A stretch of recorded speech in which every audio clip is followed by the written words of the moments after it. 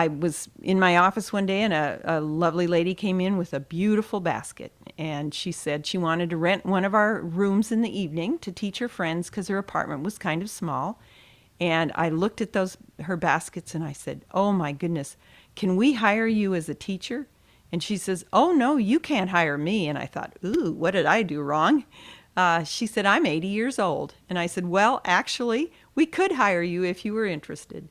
And it would be difficult for her to get around and show everybody what to do, but she could stay up front. And if I worked my schedule, I could just learn from her and run around and help everybody. And that's how it started.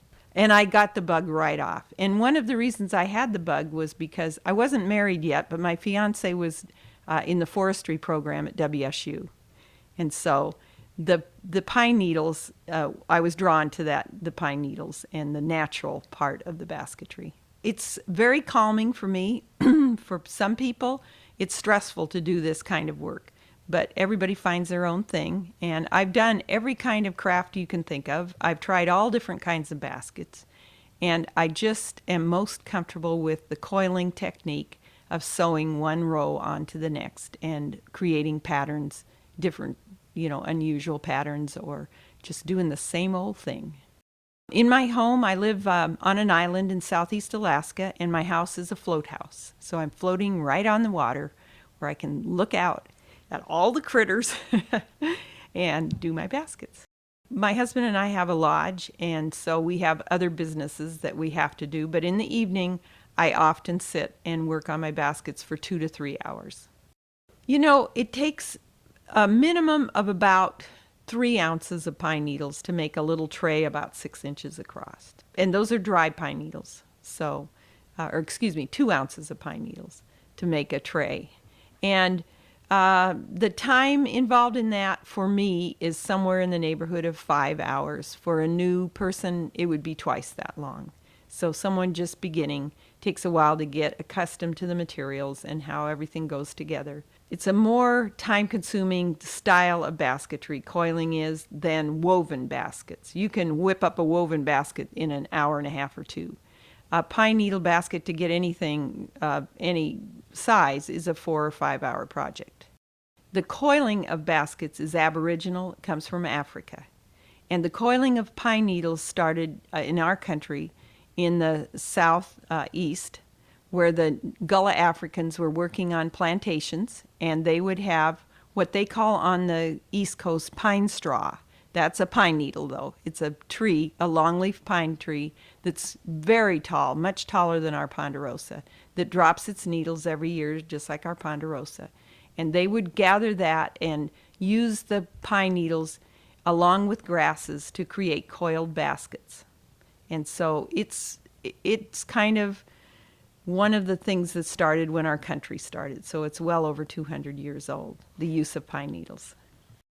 My grandfather, who they still had this lake place, but now they lived there full time, he collected the pine needles for me and bundled them and put them in boxes on the porch underneath where you sat, on these benches on his screened-in porch. And then I would come every 2 or 3 months, and I would take the box. I would pay him, and I would take the boxes away because I had a business by that time where I sold the pine needles. I think he was always kind of disappointed when I took the pine needles away, because he would show everyone who came all these pine needles that he had collected and why he was collecting them. Well, see, we grew up in the Northwest in the ponderosa pine forests, and we camped. And like I said, my grandparents, ever since I can remember, they lived in Page, Idaho, out of Kellogg, which is a little mining town, and it was full of ponderosa pines. So I suppose just the ponderosa pine itself and the smell, and the fact that I would see the needles laying on the ground, and I think it was always part of my life. Yep. Those people that I know personally that are really drawn to the baskets, the pine needle coiled baskets, whether they use raffia or not, they might use another material, are people who, that somehow it's just their way. And I don't know that I could put a finger on exactly what it is. But there are people like myself that are quite adamant about the pine needle baskets. And the fact that they take a long time it kind of puts you into a position where you're going to have to be, away, or at least in a setting where you can sit and work. And if you like to do that, and I don't know that I think about these basket makers that I know. Some of them are very social and others are not. So I don't know that that's particularly a quality. I work on my baskets all the time. When I was sitting here talking to you, I should have just brought a basket with me because that's what I do. If you come to visit me, I don't just sit down and drink a coffee with you. I work on a wire ring or something while I'm talking to you. It's just sort of part of me or something. And people are always wondering where the basket stuff is if I don't show up with it.